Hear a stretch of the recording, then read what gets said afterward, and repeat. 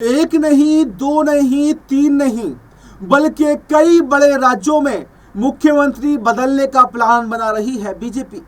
और ये plan BJP का नहीं बल्कि सही मायनों में तो संघ का है। और मजबूरी वश मोदी शाह पर यह प्रेशर डाला गया है कि आप रबर स्टैंप मुख्यमंत्रियों को बदलिए, और अगर नहीं बदलेंगे तो फिर हम ऐसा काम करेंगे कि इसका पछतावा आपको भी होगा और उन मुख्यमंत्रियों को भी होगा।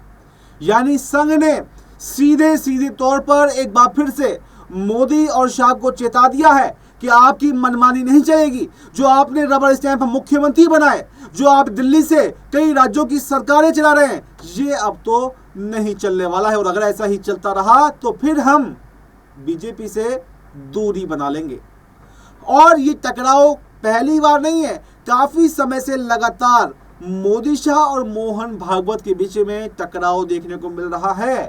ऐसे में एक के बाद एक टकराव की स्थिति बढ़ती जा रही है। पहले से कई टकराव पेंडिंग हैं, ऐसे में एक बड़ा टकराव और ज्यादा सामने आ गया है। और बात तो ये निकलकर सामने आई है कि मोदी शाह इस बात को मानने के लिए तैयार हैं, क्योंकि वो देख रहे हैं कि कई राज्यों के मुख्यमंत्रियों से कमान नहीं संभल रही है। उसमें सबसे पहले अगर किसी का नाम आता है तो उसमें नाम आता है भजनलाल शर्मा का नाम, यानी कि राजस्थान के नए नवेले पहली बार के विधायक सीधे जो मुख्यमंत्री बने थे, उन पर सबसे ज्यादा गंभीर आरोप हैं। पार्टी के पदाधिकारी, नेता, कार्यकर्ता और वोटर्स कोई भी संतुष्ट यहाँ पर भजनलाल शर्मा से नहीं है। वहीं एक तरफ वसुंधरा राजे भी अब बगावत के मूड में आ गई हैं, क्योंकि पहले उनसे सीएम कमान छीन ली गई। उनको लालच दिए गए कि आपको ये बना देंगे, वो बना देंगे, राष्ट्रीय अध्यक्ष बना देंगे, लेकिन अभी तक कुछ नहीं मिला। तो ऐसे में वापस से वसुंधरा राजे भी अब आर पार की स्थिति में आ गई हैं। और किरोड़ी लाल मीणा को तो आप सब जानते ही होंगे। किरोड़ी लाल मीणा अपने तेवरों की वजह से जाने जाते हैं, क्योंकि आपको पता होगा हनुमान बेनीवाल ने भी उनके लिए क्या कहा था कि अगर उनको सीएम कमान भी सौंप दी जाए, मुख्यमंत्री भी बना दिया जाए, तो वो फिर भी अपनी पार्टी के अंदर लड़ते रहेंगे।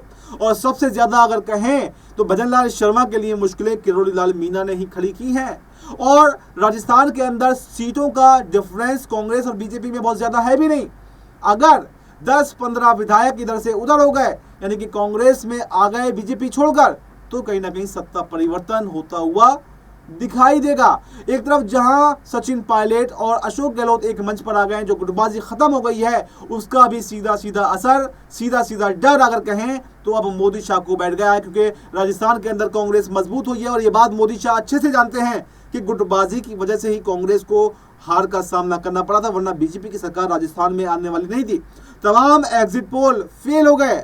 सब एग्जिट पोल में अशोक गहलोत की जीत हो रही थी, लेकिन वो गुटबाजी की वजह से चुनाव में हार गए। अब जब वो एक हुए हैं तो फिर से समीकरण कुछ ऐसे बन रहे हैं कि खुद बीजेपी के नेता अब उनका साथ छोड़ सकते हैं। तो ऐसे में मोदी शाह अब हरकत में आ गए हैं, और कम से कम सबसे पहले वो राजस्थान में तो मुख्यमंत्री बदलने का प्लान बना रहे हैं, क्योंकि एक तीर से कई सारे निशाने बन जाएंगे।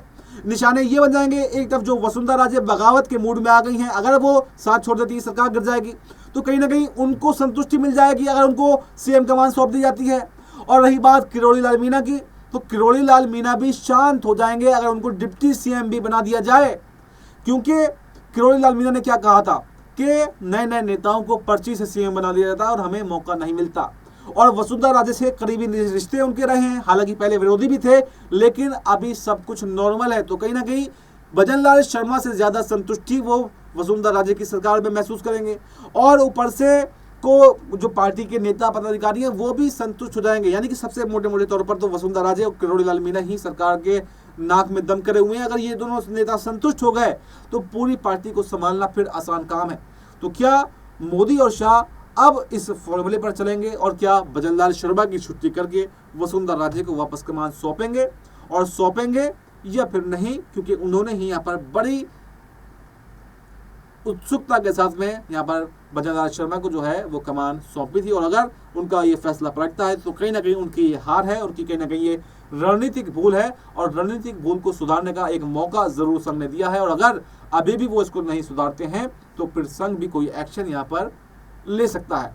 तो ये देखना काफी दिलचस्प होगा कि क्या राजस्थान में वाकई बड़ा उलटफेर होने वाला है, और वो उलटफेर क्या मोदी शाह अपनी पार्टी के अंदर करेंगे और सरकार को बचा लेंगे, और अगर मोदी शाह कोई बदलाव नहीं करते हैं तो क्या वाकई सत्ता परिवर्तन भी राजस्थान में हो सकता है और कांग्रेस की सरकार वापस एक बार फिर से आ सकती है। ये देखना काफी दिलचस्प होगा कि आखिर क्या अगला कदम मोदी शाह का यहाँ पर रहने वाला है।